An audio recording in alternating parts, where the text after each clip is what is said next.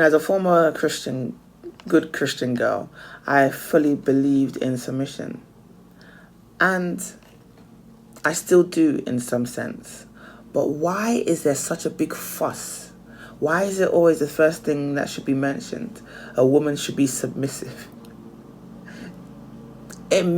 Just the term alone, if you are not grounded and you're all into the negative aspects of your ego, your pride, then who will want to willingly hear that word and say, yes, that's me, I want to do that? Submission is something that is so natural when a woman is in love. A woman is naturally submissive to a person that she values, to a person that she respects, to a person that she wants to be with. And likewise, that person must be respectable. I'm talking about in general, because you have all different types of people that will submit to things that they shouldn't be submitting to. Some people that are in an abusive relationship, whether physically or financially, and the rest. People can submit in any situation, but when two people are actually healthy, they've actually worked through their traumas, they're not toxic in nature, then of course submission comes naturally to somebody that you respect and love. There's no big deal about it. So if a woman is not submitting, it's one, because she doesn't respect you, and then you also need to look at yourself. Are you truly a man that is worth following? Because for you to submit, for a woman to submit, she needs to be able to follow something.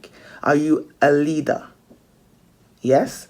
And when we talk about these dynamics, you think of a leader as someone being in control and in somewhat a manipulative person. But that is not what a leader really is. When we think of a boss, we think of somebody that's in charge and giving out orders and expecting people to submit, bow, and worship them in some sort of way. But that's not what real leadership is about. Leadership is about understanding the person that you is so-called, not even that term, under you. It shouldn't be a term that we use in that way.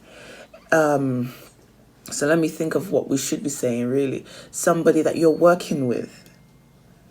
Because there are hierarchies doesn't mean the person is under you in that they're less than you. Because when we use all these words, it does put an impression on us that that person is under us in the sense that they're less than. And that's where you get people treating people in less than ways. So we should really, when we're looking for submission as men, when you men are looking for submission, really look at yourself.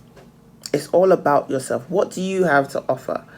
What do you have to bring to a woman's life that will allow her to naturally, willingly submit to you? Give her attention, give her energy, give her love to you. Because when that's happening, then there won't be any complaints. There just will not be any complaints.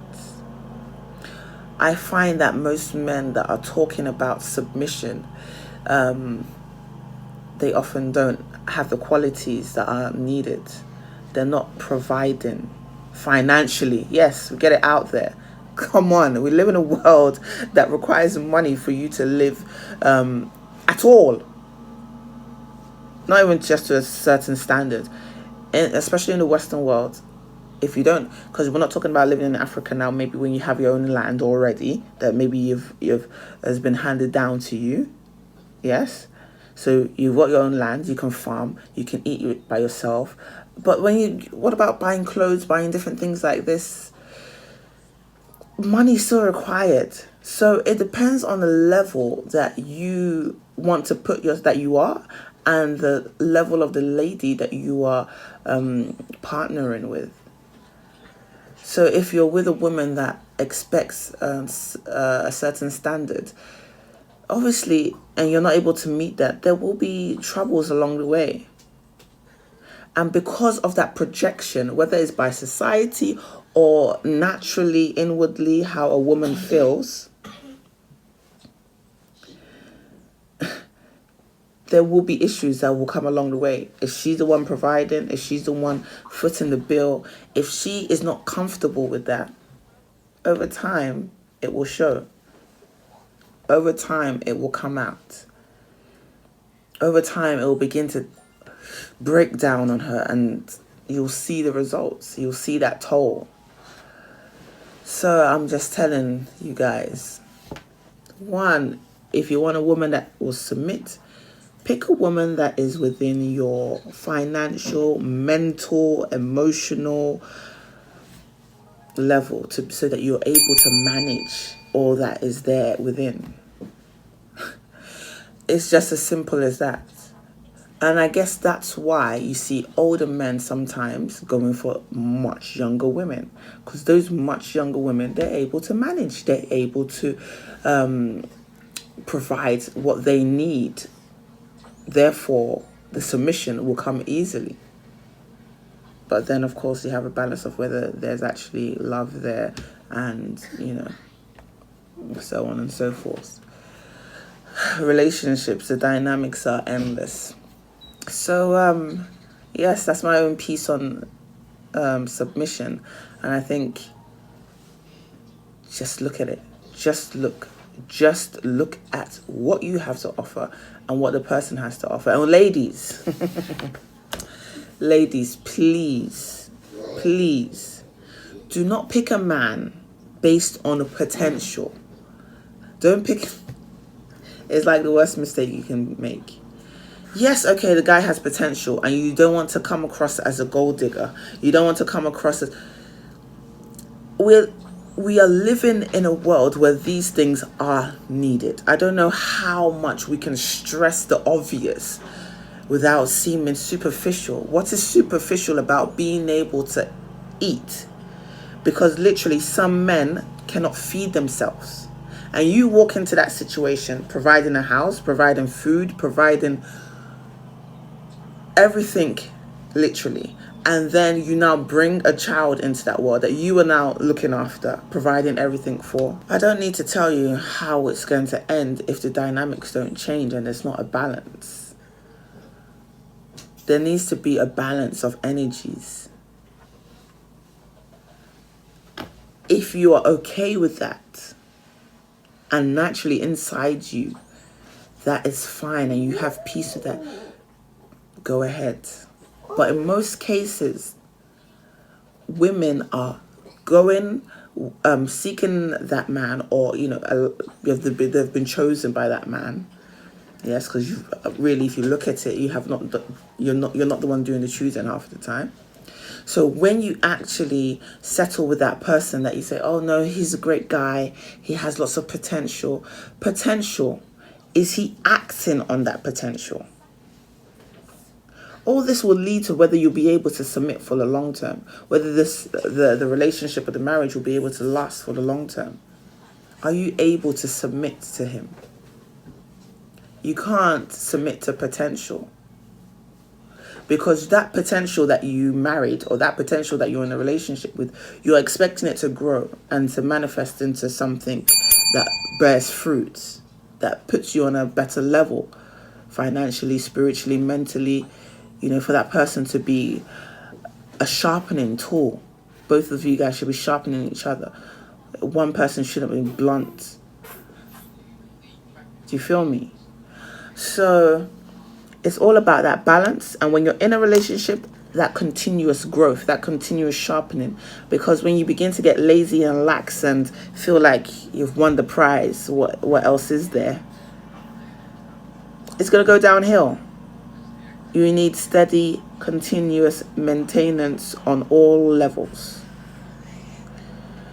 So I hope that just gives you guys a feel, an understanding, a deeper explanation of what submission is and what it requires.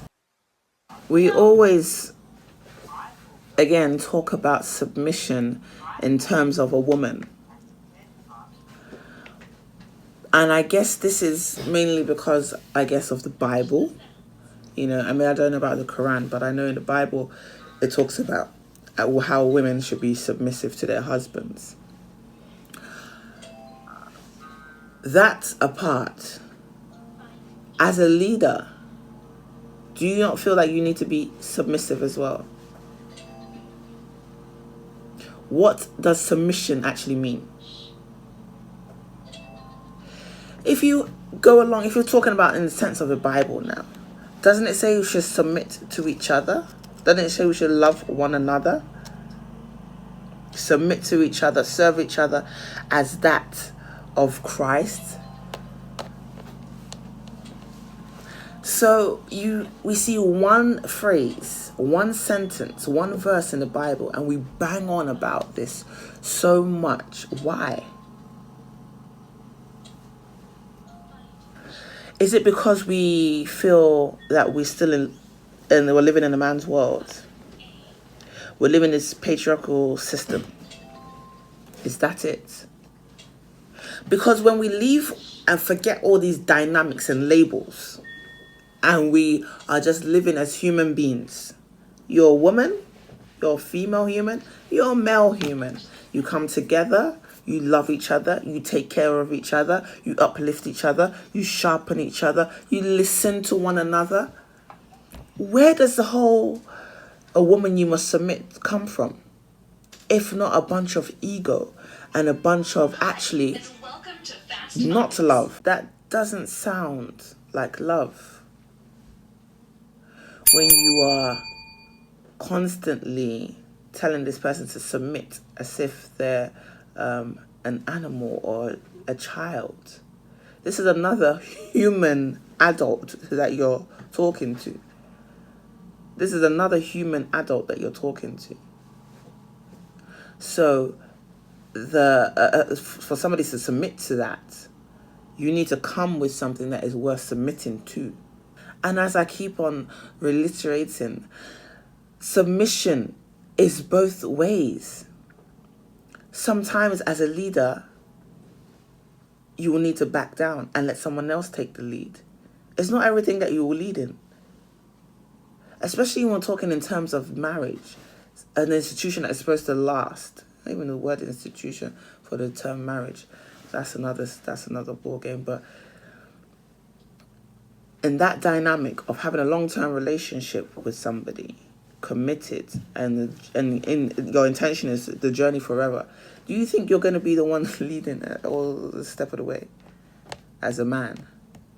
There are times that you're going to have to take a back seat for someone else, for your wife, for your partner to go ahead for you. There are times where you will need to rest. There are times when you will need to take a back seat. So this whole issue of submission, a woman must submit, for me, it comes from a bunch of ego and a bunch of suppression of the woman. Because if you even look at all the Abrahamic faiths, we see what it does to women. We see the light that it depicts women.